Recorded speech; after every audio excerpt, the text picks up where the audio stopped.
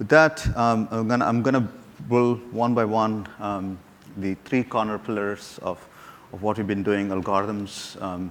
Arnav will come and present some of the cutting edge stuff he's done in algorithms, and then followed by Cliff doing his APIs and language.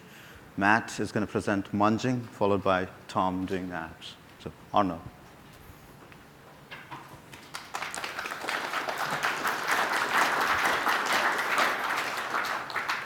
As Arnav sets up, Arnav came to us about 1.5 years, close to 2 years now ago, and is now the chief architect of our algorithms practice. So you've seen him on stage several times for the last 24 hours, and I'm pretty sure you'll have a fantastic time. Yeah, thank you, Sri. Thank you for the great introduction, and thank you all for being here. This has been an amazing ride for us to listen to the customers, to implement new stuff. Most of the stuff is very reasonable, right? You want to have new algorithms that can handle wider data sets. You want to be able to do n-fold cross-validation. You want to be able to do grid search or hyperparameter searches. You do want to do early stopping, which I'm going to demo next. You do want to do a stochastic GBM because it gives you higher accuracy. So all these things that came to us either from our own ears, from our advisors, from the customers, from us looking at the Kaggle forums to see who's winning these challenges. All these things we put together and we implement them. And on this great framework, H2O 3, which was totally rewritten from scratch, we can now really build these things up fast, and everything we do is distributed and scalable, runs on all the machines, all the cluster nodes, and every single core of each machine will be busy computing for us in memory. So there's a couple of extra features on these slides. Distributions, for example, for the insurance guys, you don't want to assume everything is a Gaussian. You get new distributions, Poisson, Gamma, Tweedy, and so on. You can have Laplace. Just stuff that you kind of want, but you might not always get that from your standard tool that you have at your hands. And now you have everything you want. You have the scalability and the advanced math and the ability to quickly interact with it through the Flow API. So this is pretty cool. GLM got multinomial support now as well. Deep learning got faster. We have scatter plotting capability as well, so you can look at your big data and quickly draw plots that are coming back to your client front end in a small version. So just your screen gets filled with pixels, but your cluster computes over the hundreds of gigabytes of data that you have. And Matt's going to present you later the big join capability. So now a quick demo with deep learning on early stopping.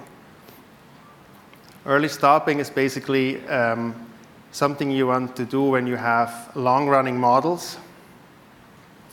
So this is Flow, our front end. And I'm just going to load in a Higgs data set here on my laptop, 1.5 seconds. And I'm going to split that frame into training and testing. That's how easy it is. I loaded this up from a saved script that I made yesterday. And now I can just read that script and say go, and it runs. It's like a notebook. But this notebook has many more capabilities. So now I'm going to stay run. And deep learning will run. This is an old school method, has been around for many years. We implemented a very efficient version of it, but up until like a few weeks ago, you would just say run for this many iterations over the data set. And in this case, I said 200 epochs, which means it will run 200 passes over the data. And at the end, you'll get a model. And hopefully that model is good. And if not, then what do you do? Well, you have to look at it. You have to set a new number. You have to set maybe 500 or 1,000 or 20. You have to play with that, right? Now, this will happen automatically. So this is still running. I will run another one at the same time, where I say stop it once your log loss does not improve by more than 0.1% over 5 scoring events. So I score and I score and I score and I train in between, and at some point I see that it's flattening out, right? It's not improving anymore. At that point it will just stop. So let's see. This model at the bottom here is done. It just finished. You saw it, the progress bar just swooshed over. The other one here is still running. So now let's look at the output of this model. Oh, it got an 82 AUC on training and then roughly 80 AUC on validation. And you see here the training and testing errors. So the blue ones is the training error that goes down faster, and the orange one is the test set error, the holdout error, and that flatlined. So I stopped. And that's obvious, right? But now you have this for all the algos, for GBM, for random forest. You can stop on AOC, on log loss, on mean square error, on deviance, on R squared, on misclassification rate. And you can set your own tolerance when you want to stop, if it doesn't improve by more than 0.5% or 2% or whatever. So you can do your grid searches with n-fold cross-validation using this early stopping, and your models will train much faster, and they will always be good. Especially in n-fold cross-validation, the main model you're getting back is actually chosen by the n-fold cross-validation models that all stop early. So you get the best model back in the end, and it was trained on the full data, and you know how good it behaves on the test set. So that's a win-win for everybody. And we have a lot of other capabilities like this in the product, but just to show you the other model that by now should have finished as well, here this other one, the regular one, it took 1.5 minutes, and see what happened. It ran, and the training error kept going down, but the test error actually started going up again. And at the very end, it actually fell down again to the lowest point. And that's because there was already a feature in there that said, go back to the best model you've ever had. So at least you got the best model at the end, even in the old version. But it took you much longer to get there. The new one will just stop right there. All right, thank you very much.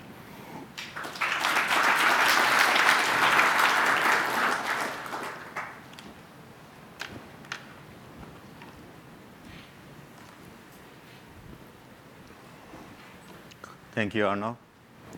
As Cliff sets up, it's always an honor to be on stage when you're the 4th year of a startup coming up.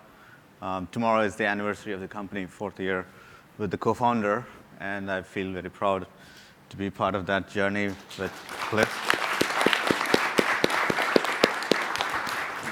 It's still day 0. We're just 100x less than where we should be, right? So it's still going strong, steadily, and there's a lot of enthusiasm and energy and chemistry in the team. We continue to recruit some of the best and the brightest people. And so without further ado, Cliff Click on Python. So, like Arno, I'm going to be a little old school. And I'm going to run Python and part of that is just to show that you can do that. So I have a little mic. Testing. No mic yet. This is a keyboard intensive thing. I'd rather have the lavalier work if it's going to work. Am I live? Testing? Okay. We'll do it this way. It's going to be a little rocky. Yes, please. Sorry. Okay. So I'm going to load up the little Python imports. I'm going to connect to a cluster. So I've just connected to a cluster on my laptop. It's got a couple gigabytes. I'm going to set up to read a file in. The file is 45,000 rows and 50 columns of Lending Club data. I'm going to take a quick peek at my data. And I'm going to make it a little bigger here so we can see things a little better. OK, so some of these columns have string data in it. There's percent signs, there's less thans, there's pluses. They're not numeric. So let's take another look at that in a little more detail here. I'm just going to do a little Python hacking around. And the column is typed as a string, and I don't get any mins and max and means in my summary. It's not what I can do math with. It's a string column, and I want to do math on this thing. So I'm going to hack it. I'm going to get rid of that percent sign. I'm going to keep typing while this goes on. We'll see how it goes. OK, so I've yanked the percent off. That looked OK. There's some white space on that 7.9. I'm going to trim that off. It's harder to read now. I'm going to try to see if as numeric, see what I get here. Oh, it's numbers, but I can't tell that. So let me try again and get a summary out. OK, now I'm alive. Da-da-da. Great. Now I have a numeric column. It's got typed as a real. I've got mins and maxes and standard deviations and all kinds of fun stuff. So as you're cleaning and munging data, you go through these kinds of steps to work through and make sure that you actually have something going on.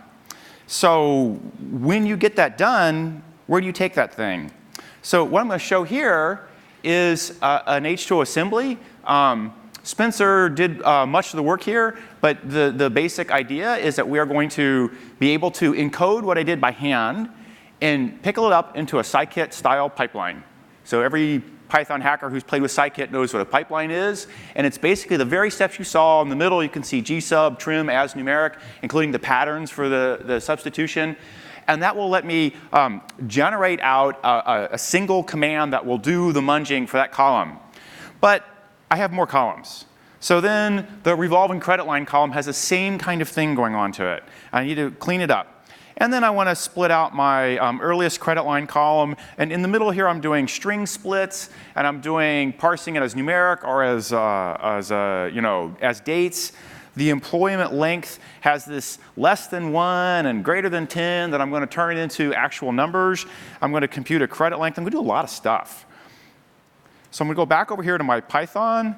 I'm going to say, here is an assembly. And then, whoop, live demo, yes, thank you. I'm going to do a standard fit. It's too much to scroll by, but I just built a Python pipeline for doing all the munging I want to do on this Lending Club data set, sort of as a script. And then, when I like what it's doing and I can do model building with it, I can say, build me a POJO, build me a plain old Java object, and all of my Pythonic data munging things that I learned and loved and made work now become a plain old Java object that furthermore is prepared to go into any sort of on-the-fly streaming pipeline. This will drop into a Storm Bolt, take a Lending Club style text string with percents and plus and less thans, all kind of random things, do the data munging, do the cleaning, and then present it to an H2O model for predictions. And so in this one quick step, you can get from what you had to do to cleanse the data into a production pipeline. I'll step through this real quick. It's just machine-generated Java. You wouldn't be expected to try and actually do something. But there are 16 munging steps. In the beginning, there's int rate, remove the junk percent, trim white space, and as numeric, and so on and so forth. And then piled throughout here is all this fun stuff I need to make those commands work, including, here's the percent sign that's in my filter on the gsub. And I think there's there's a much more aggressive regular expression buried in here. Here's like credit line being trimmed into month and years and turned into numeric fields, and I don't know, it goes on and on and on. Oh, here's the 10 plus turning into something. So the real story here is that we're taking the data munging seriously.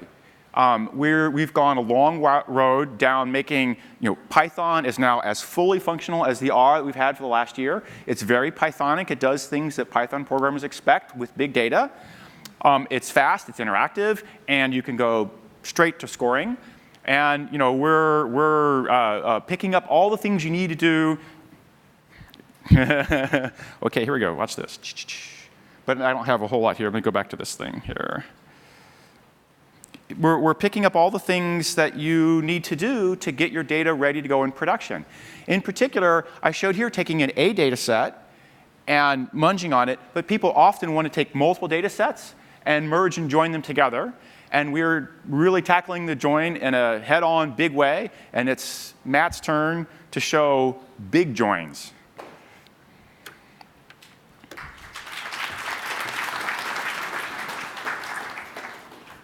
Python has quickly grown into being one of the fastest growing machine learning language. I call it when we worked with R community closely, I call R the classical music of data science, right? So when you work with the Python community, they mix and match so many different tools, pandas, scikit, any library that actually works. We call them the jazz musicians of data science, right? So they're really very practical. As I introduced Matt Dahl, Matt Dahl has the top 10 packages in our data.table. You probably used it if you've used R. He's going to come and showcase what he's doing now at H2O, trying to bring some of that same kind of functionality, the world's fastest sorts available, joins available, live and in person. Matt Dahl doesn't need too much introduction, but he's the warrior behind, the architect behind our munging experience, which you hope to bring to you pretty soon.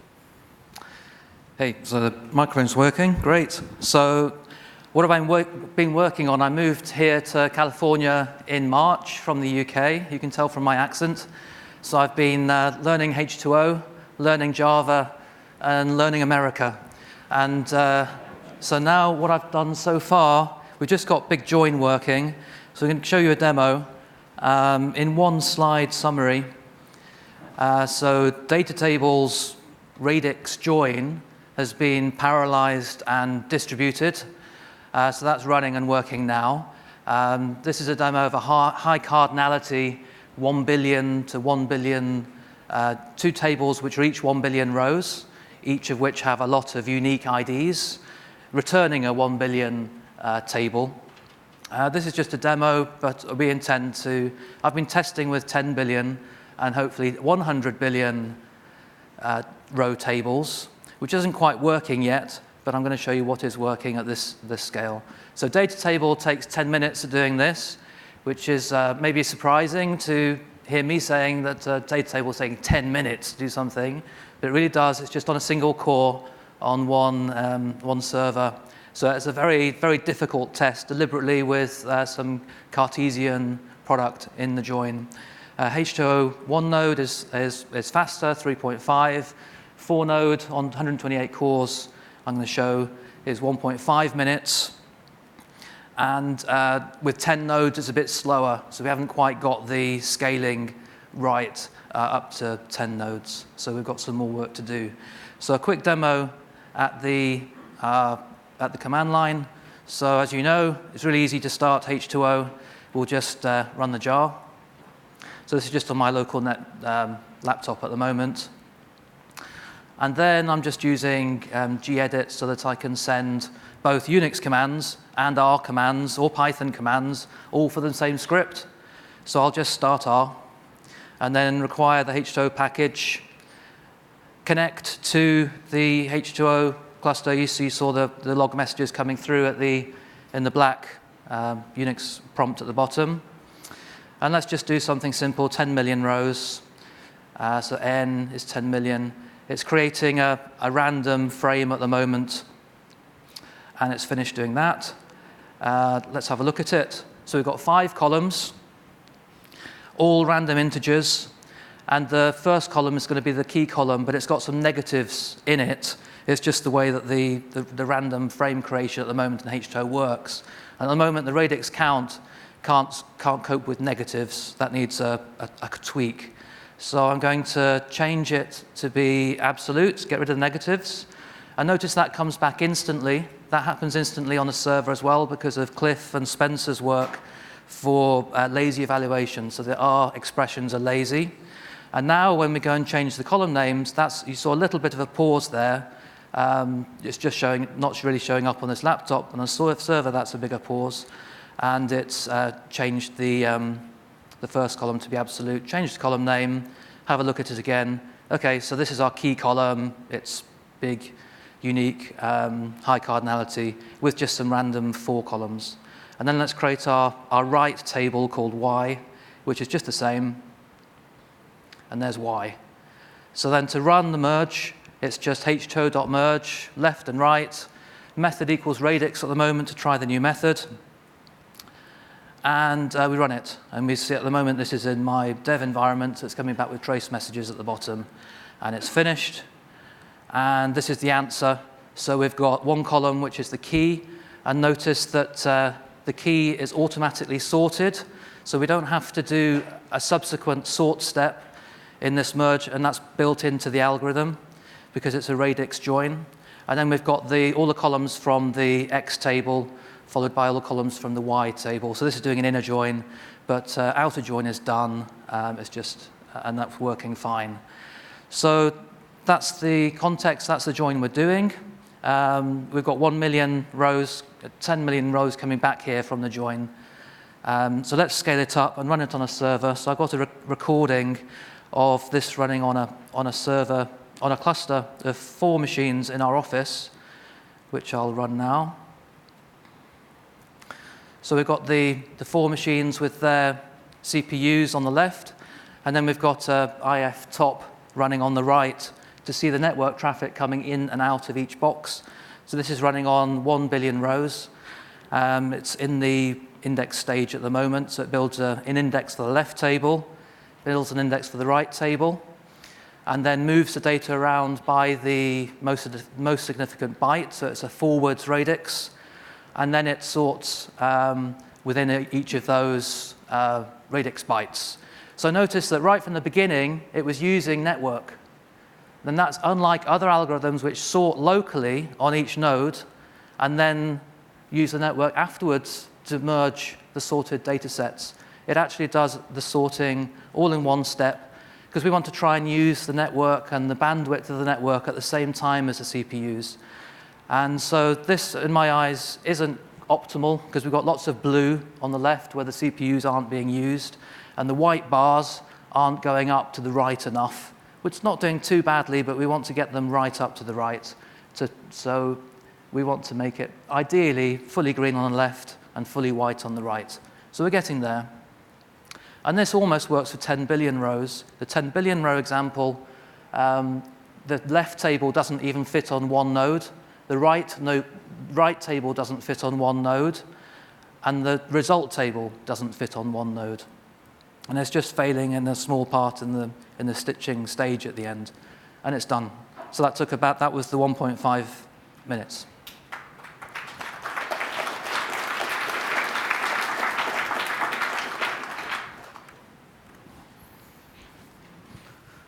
Congratulations, Matt. Billion row joins, distributed joins. Big joins are actually a pain. We've tried to do that at several data companies before, DataStax and others. It's non-trivial. So watch out for what's coming from Matt's office.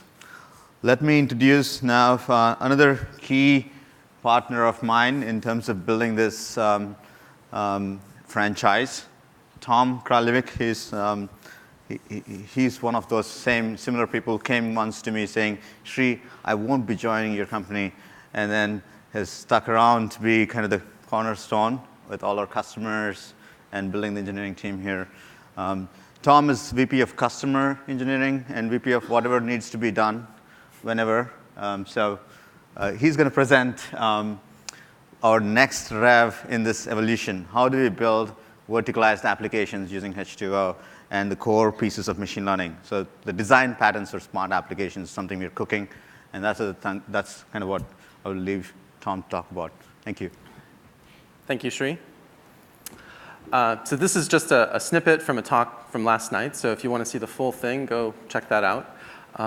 What I'm going to talk about is building a smarter consumer loan application and really highlight two key things about H2O that we've kind of been working on for many, many years. But I'd say that just this year, people are really coming and asking us, how do I put my models in production? And that's a theme that Sri talked about and something that I'll show you quickly here with a very simple example. This example is going to be using that same lending club data that Cliff mentioned, and we're going to build an application that really asks the question, if I, as a user, am going to apply for a consumer loan, and I go to a website, and the website's the lender, then how can that interaction be converted from one where it's primarily hard-coded logic making these decisions to something that's using a model-based prediction? And so we're going to use two models in this loan application. One is a yes or no model. Is the loan good or bad? Is it a bad loan, yes or no? And if it's a good loan, then we've got a second model to help us predict what interest rate that the consumer should be offered. Here's a picture of the setup. Basically, there's a very simple front-end, back-end separation, which when you're trying to productionalize models, makes it really much easier to embed the model in the application or make that model available using a REST API with a clean API. The front end is using a web browser, and the back end is using just a very, very simple Java servlet container. And let me just switch to demo mode now. And here in this window, I'm actually running my application on the left here. So this is going to be the back end, and you'll see predictions stream by here in real time. And now I'm going to go using the web browser to hit the application. And you'll see, OK, well, this first attempt, I'm getting declined. What's happening is as I enter a new point, a new prediction point, or really from a user perspective, entering my personal information into the application, what happens is the back end gets a request for a prediction, and then the front end uses that request as a JSON response in order to be able to interact with the user. So what if instead of having an 83% credit card utilization rate, I drop that to, say, 5%. And here you can see, here are the inputs, and you can see that 83% dropped to 5, and here are now the new prediction outputs that are generated on the back end and being used by the application. So now just that by itself dropped me from getting declined or improved my situation from getting declined to now getting offered a loan at 10.29%. So as you can see, lots of fields here, things about the loan amount, the term length, et cetera, things related to the problem space. And I want to show just one last thing here, which is the generated code for this model. And if you just take a look here, it looks a whole lot like machine-generated code because it is. And so with H2O, one of the things that we're very focused on is giving you good ways to put models into production. And you're really much better off having tools generate this sort of stuff and having frameworks to deploy it into than trying to do that on your own. So that's it. Thank you very much.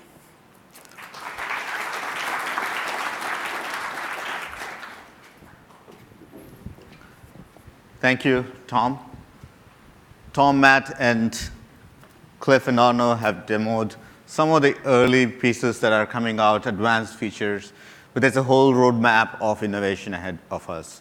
And this innovation is on the banks of your feedback, right?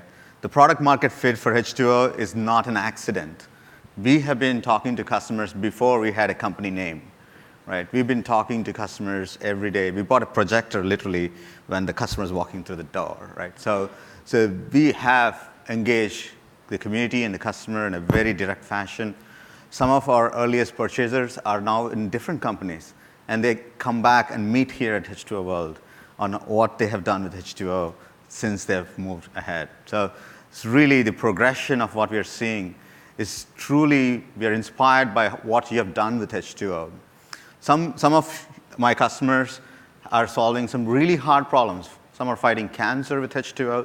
Some are fighting sepsis with H2O. We are live on 160 hospitals as we speak, predicting sepsis. We are live in several hospitals where when you walk in, ICU or not is being predicted using H2O. So there's some really helping life get better in a true form happening using the product. We get inspired when we hear these stories. One of the youngest employee of H2O is Anisha. She's in high school, and she's been working for the last, she was supposed to stay for the summer, but she's been working every day after school. We get inspired by the people around us, within the company, and outside the company. So keep sending your stories, your war stories, your pain, your complaints. These are what become our products, our features, and what we try to go and improve. We want to make time the most precious thing. Time, in fact, is the most non-renewable resource we have.